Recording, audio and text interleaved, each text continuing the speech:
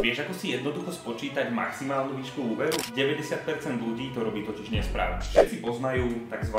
DTI index. DTI index, teda Debt to Income, nám určuje to, akú maximálnu výšku úveru môžeme žiadať. A vypočítame si ho jednoducho. Príjem, ten priemerný mesačný čistý príjem, krát 96, teda 8-násobok čistej ročnej mzdy. Väčšina ľudí si myslí, že tu toto končí a cez tento vzorec si spočíta to, do akej hypotéky sa môže dostať. No ale máme tu ešte ďalšie dva indexy, ktoré zásadným spôsobom ovplyvňujú to, do akej výšky sa môžeme vôbec zadlžiť. Tým druhým je DSTI. DSTI nám určuje maximálnu výšku splátky. A vypočítame si ho opäť pomerne jednoducho. Je to vzorec, kde si odpočítame teda od priemerného príjmu životné minimum na všetky osoby v domácnosti, ktoré kľudne nájdete na stránkach Úradu práce, sociálnych vecí a rodiny. A túto sumu vynásobíme krát 60%.